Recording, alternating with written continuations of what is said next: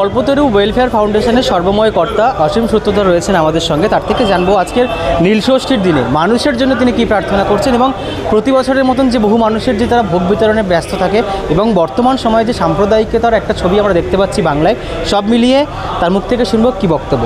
এই যে এত সুন্দর একটা দিনের আয়োজন এবং এই দিনে যেটা সাম্প্রদায়িকতার ছবি আমরা দেখতে পাচ্ছি, সব মিলিয়ে কী বার্তা থাকবে?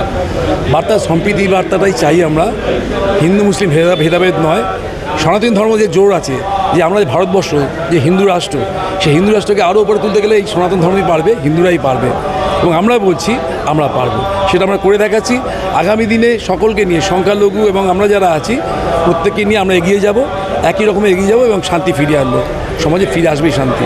কল্পতরু ওয়েলফেয়ার ফাউন্ডেশন যেমন প্রতি বছর এবং বিভিন্ন সময় সামাজিক কর্মসূচিতে যোগদান দেয়, তেমন এই নীলষষ্ঠীর দিনেও আপনাদের একটা থাকে। এই যে বিরাট কর্মযজ্ঞ, বহু মানুষের, কত মানুষের মুখে আপনারা ভোগ বিতরণ করেন? প্রায় 7,000 মতো আমরা ভোগ দিতে পেরেছি। আজকে রোববার তো ছুটির দিন, এখানে অফিসগুলো সব বন্ধ, যার জন্য প্রায় 1,002 আরও কম হয়েছে। মোটামুটি 9 থেকে 10,000 ভোগ প্রতি বছরে আমরা খাওয়াই। আমরা শুধু এই ভোগ নয়, আমরা এছাড়া করি বস্ত্র বিতরণ করি, মেডিকেল ক্যাম্প করি। আমরা যখন নাকি ঝড় হয়েছিল তখনও আমরা গিয়ে বিভিন্ন জায়গায় জায়গায় গিয়ে আমরা দান করে এসেছি।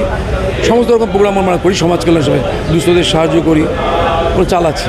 এই যে আমরা বাংলায় একটা সম্প্রীতির ছবি দেখতে পাই, ঈদ মিলন থেকে শুরু করে হিন্দুদের দুর্গা হচ্ছে, মুসলিমরা যায়, এই সম্প্রীতির ছবি আর সাম্প্রদায়িকতার ছবির মধ্যে দুটো তো অনেক ডিফারেন্ট আছে। কিন্তু বর্তমানে যে পরিস্থিতি আমরা উত্তাল হয়ে যাচ্ছে, সেই জায়গা থেকে শান্তির বাণীর জন্য আপনার সেই সমস্ত মানুষের কাছে লাস্ট কী মেসেজ থাকবে? একটাই মেসেজ, আমাদের যে দেবাদেব মহাদেব যার পুজো করছি কল্পতরু বাবা, তিনি সব সমাধান করে দেবেন। আমরা আশাবাদী যে ওনার ওপরে কেউ নেই। আমরা পুজো পাঠ করছি, যজ্ঞ করছি, সারা ধরে আজকে যজ্ঞ হবে এবং শান্তি কামনা যজ্ঞ করছি। শান্তি অবশ্যই ফিরে আসবে কল্পতরু বাবার আশীর্বাদে। আবার সমাজ সুস্থ হয়ে উঠবে, অসুস্থ সমাজ শান্তি ফিরে আসবে।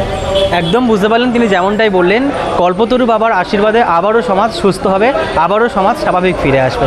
এমনটাই খবরের জন্য আপনার চোখ থাকুক জনতার কণ্ঠের পর্দায়।